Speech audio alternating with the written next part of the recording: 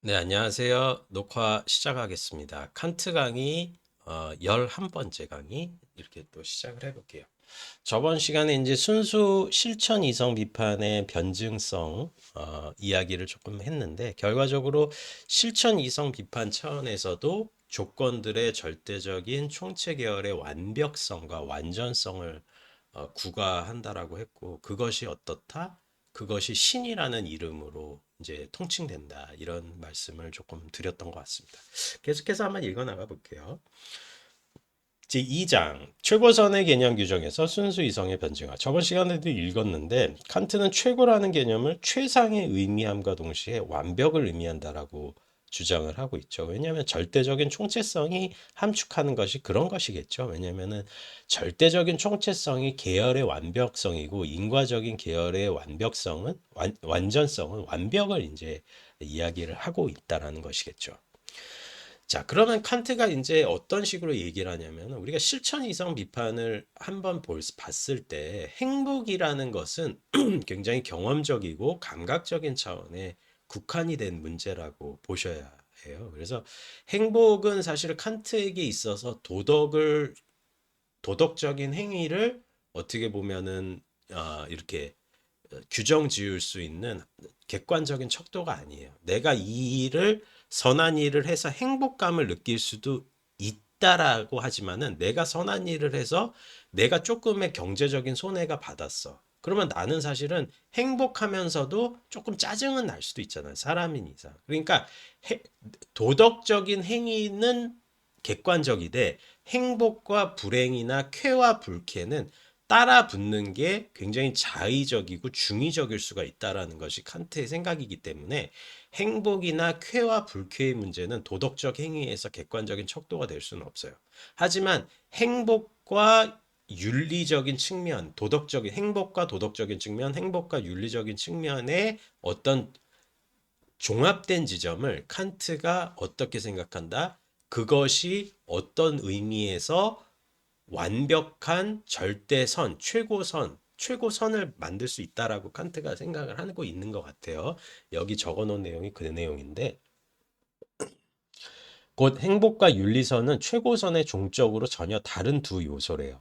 그러므로 양자의 경험은 분석적으로 인식될 수 없다. 제가 뭐 분석 판단에 대해서는 이렇게 생각을 하시면 될 것 같아요.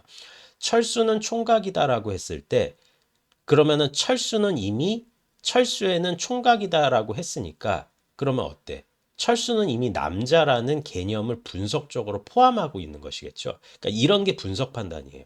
그러니까 수러에 총각이다라는 말에 이미 남자가 내포가 돼 있기 때문에 철수는 이미 총각이라고 불리워진 순간에 남자가 되는 거예요. 그런데 돌은 무겁다라고 하면 이건 종합 판단이거든요. 무겁다라는 수로가 돌에 묶여 있을 수도 있지만 그 같은 절대적인 척도가 존재하진 않잖아요. 이런 게 종합 판단이에요. 그런데 여기서 행복과 윤리성은 전혀 상이한 것이기 때문에 분석적으로 인식이 될 수가 없다라는 얘기예요. 오히려 두 개념의 종합인 것인 것이죠. 여기서 중요한 건 종합이 이질적인 두 개념의 결합이라는 거예요. 그러나 이 결합은 칸트가 보기에는 경험 이전의 것으로 실천적인 것으로 필연적인 것이고 경험으로부터 도출되는 것이 아닌 것으로 인식된대요. 그러므로 최고선의 가능성은 어떠한 경험적 원리에 의거하는 것이 아니고 이 개념의 영역은 선험적이지 않을 수 없다는 얘기예요. 최고선을 의지의 자유로부터 산출하는 것, 그것은 아프리오리하게 필연적이라는 얘기예요. 그러므로 최고선의 가능 조건도 단적으로 아프리오리한 인식 근거들에 의거하지 않을 수 없다는 게 칸트의 생각인 거죠. 여기서 중요한 거는 행복과 윤리성이 분석 판단이 아니라 종합 판단이라는 점이고 그 종합 판단이 또한 경험 이전의 것으로 산출이 된다라는 게 칸트의 의견이에요. 그러니까 여기서는 아프리오리한 종합적 판단이 가능하다는 것이 행복과 윤리성으로 가능하다라고 보는 것이 칸트의 생각이기 때문에 최고선은 칸트가 실천 이성의 차원에서 추구할 수 있는 궁극 목적이라는 것이죠. 자, 경험으로부터 선한 행위 자체의 근거를 찾을 수 없다는 점. 하지만 우리는 선한 행위의 근거를 경험으로부터 자유로운 양태로 직관할 수 있다는 점에서 그것은 마치 수학, 기하학, 물리학과 같다는 거예요. 결과적으로 칸트가 순수 이성 비판에서 아프리오리한 종합적 판단이 가능하다라는 그 증거를 뭐에서 구하고 있죠? 수학과 물리학과 기하학에서 구하고 있죠. 5 더하기 7은 12예요. 근데 5 더하기 7이라는 과정 안에 12는 전혀 포함되어 있지 않아요. 그러면은 10이라는 거는 5 더하기 7이라는 종합적인 이질적 사태로부터의 산출인데 우리는 이것이 마치 경험 이전에 그 어떤 것으로도 함축하지 않는 아프리오리한 하나의 사태라고 관망할 수 있죠. 그렇기 때문에 5 더하기 7은 12라는 수학적인 사태는 아프리오리한 종합적 판단이 가능하다는 사실은 하나의 좋은 예가 될 수 있다. 그럼 기하학의 예를 들어보죠. 두 점 사이의 가장 짧은 거리는 직선이다. 이것도 종합적 판단이거든요. 아프리오리한.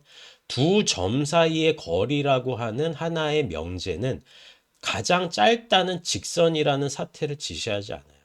그러니까 두 점이라고 하는 사태와 그것을 잇는 직선이라는 것은 이질적인데 우리는 두 점 사이의 가장 짧은 거리가 직선이라는 것을 이미 알고 있단 말이에요. 마치 경험 이전에 그것도 자연스러운 양태로. 그렇기 때문에 기하학도 역시 아프리오리한 종합적 판단이라고 볼 수밖에 없다는 점이죠. 최고선도 이렇다는 얘기예요.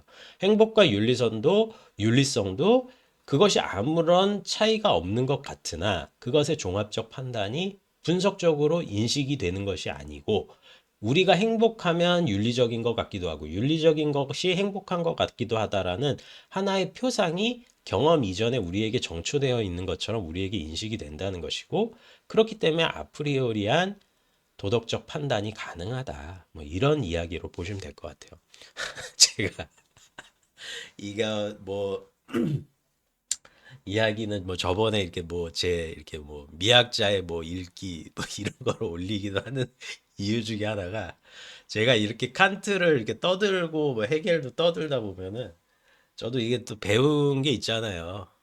배운 게 있다 보니까 이게 떠드는데 기계 같아. 그러니까 틀린 말 하지 않았어요. 이거 그냥 이렇게 적으시면 되는 거고 이거 뭐 제가 참고하라고 유튜브 올리는 거니까. 근데 너무 막, 나 너무 그러니까, 내가 얘기하면서도, 너무 기계 같아. 막 이런 느낌을 받았습니다. 틀리지 않게 얘기했어요. 근데 좀, 제가 그래서 막 이렇게 신변 잡담하는 코너도 이렇게 만든 것 같은데, 여러분들이 질릴 것 같은 느낌도 좀 들어요. 왜냐면 어차피 유튜브인데 이렇게 웃으면서 보고 이러면은, 근데 또 저는 정보를 드리는 게 좋고, 이렇게 여러분들과 이렇게 소통 아닌 소통을 하고, 이게 좋거든요, 저는. 근데 이게 떠들다 보면은 조금 질리실 때도 있을 것 같아가지고, 틀린 얘기 안 했어요. 맞는 얘기예요. 잡담은 잡담 코너에서 할게요. 자, 실천 이성의 이율 배반의 비판적 지향 2. 칸트는 실천 이성 비판에서 역시 기계론적 인과성과 자유의 문제를 상충을 언급해요. 다음에 칸트의 언급은 순수 이성과 실천 이성 양자를 간략하게 아우르는 매우 중요한 서술이래요. 제가 뭐 적어놨는데 동일한 행위자는 현상으로서 항상 자연의 기계성에 따르는 감성 세계의 인과성을 가진대요. 왜냐하면 우리는 어쩔 수 없이 시간과 공간에 얽매여 있으니까. 그러나 같은 사건과 관련하여 그 행위하는 인격이 자신을 동시에 예지체로, 다시 말해 시간성으로 구성될 수 없는 자율적인 자유의지가 있는 대상으로 보는 한에서 자연 법칙들에 따르는 저 인과성의 규정 근거를 이 규정 근거 자신은 모든 자연 법칙으로부터 자유롭다라는 것을 포착할 수 있다라는 거예요. 현상의 인과론적 세계에 인간은 필연적으로 갇혀 있다라는 것이 칸트의 생각인데, 하지만 동시에 인간이 지닌 인식 조건의 예지체는 그 어떤 인과론적 사슬에도 얽혀 있지 않다는 것이 칸트의 생각이고, 그리고 이러한 예지체가 사실은 세계 구성 원리의 핵심 논리라는 점이에요. 그러니까 칸트는 결과적으로 이제 서서히 어떤 지점을 이야기를 하려고 하냐면은 예지체를 가진 인간에 의해서 사실은 세계가 가진 자연의 절대적인 구성 원리를 우리가 설명할 수 있다라는 것이고 순수 이성은 결과적으로 실천 이성, 도덕적 차원의 우리의 문제로 수렴되어 들어간다라는 것이 칸트의 생각이에요. 그렇게 보셔야 돼요. 무슨 얘기인지 아시겠죠? 그러니까 자연에 대한 도덕의 우위를 칸트도 이야기를 하고 있다라는 지점이라고 보시면 돼요. 그리고 조금 더 앞으로 더 이런 얘기가 나올 거예요. 순수 이성의 당면의 이율배반에도 이제 사정은 같다. 두 명제들 중 첫째의 것, 곧 행복을 얻으려는 노력이 덕 있는 마음씨의 근거를 낳는다는 명제는 절대적으로 거짓이다.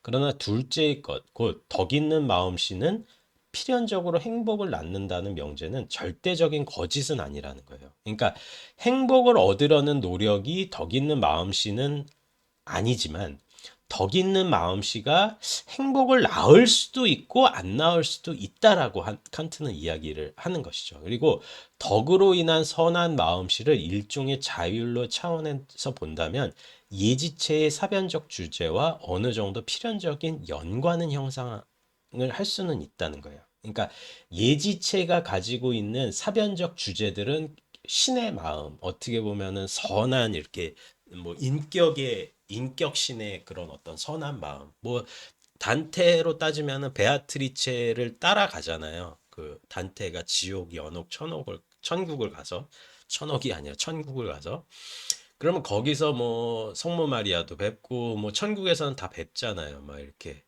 뭐 예수님도 뵙고 뭐 천사들도 뵙고 그런 이런 어떻게 보면 예지체의 궁극적인 목적 자체와 단테가 지옥과 연옥을 통과하면서 봤던 그 마음의 정화 과정을 본다면은 그것이 분명히 절대적인 신과 그 그리스도적인 의미에서의 그 신과 단테의 마음이 완전하게 일치한다라고 볼 수는 없지만 그러한 덕을 향한 노력이 그와 어느 정도의 연관 관계는 형성할 수 있다. 사변적 대상들과 그런 이야기라고 저는 생각을 해요. 자, 그러면은 영혼 불면성 여기까지 하고 해결 얘기는 다음에 하면 되겠다. 자, 실천 이성의 요청으로서의 영혼 불면성이래요. 제가 저번 시간에 이야기는 그렇게 자세하게는 안 했는데 순수 이성 비판에서 영혼론의 의미는 뭐냐면은 칸트는 자아가 직접 대면할 수 없다라는 것이 칸트의 의견이에요. 그러니까 자아나 영혼, 그러니까 자아랑 영혼은 여기선 동격으로 보시면 돼요.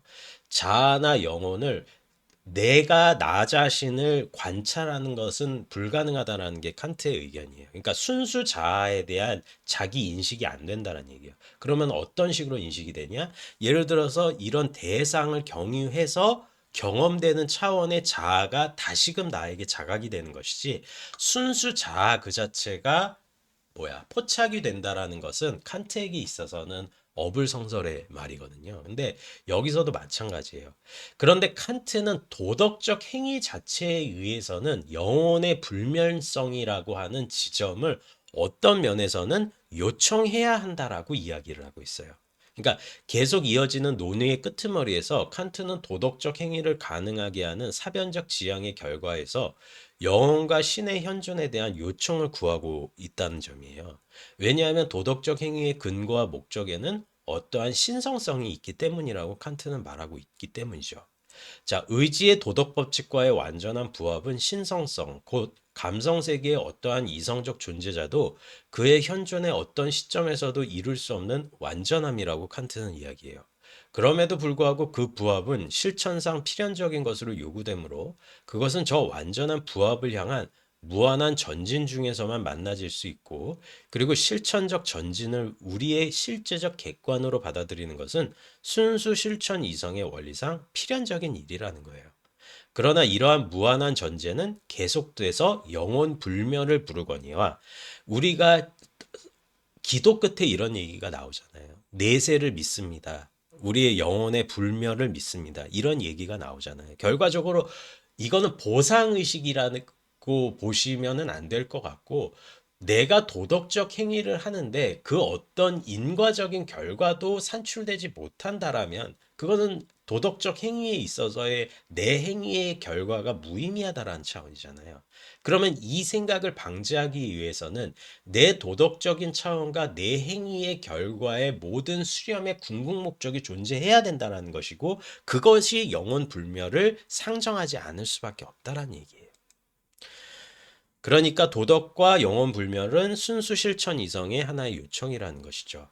자, 마지막 요거 읽으면 되겠네요. 그 신무한자의 명령이 유보 없이 요구하는 신성성은 오로지 이성적 존재자들의 현존에 대한 지성적 직관에서만 온전히 발견될 수 있대요. 그러나 그것도 결코 이승에서나 그의 현존의 가시적인 미래의 어느 시점에서가 아니라 오로지 그의 지속의 무한성에서만 신의 의지에 완전히 합치할 것이라고.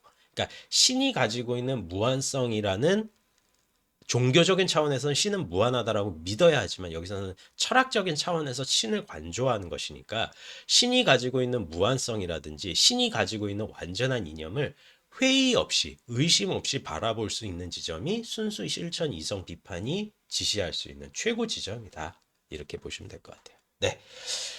오늘도 따다다다다다 이야기했는데 또 동영상 또 재밌는 것도 얘기하면서 이렇게 뭐 영화 얘기도 하고 또 이런 얘기도 할 거니까요.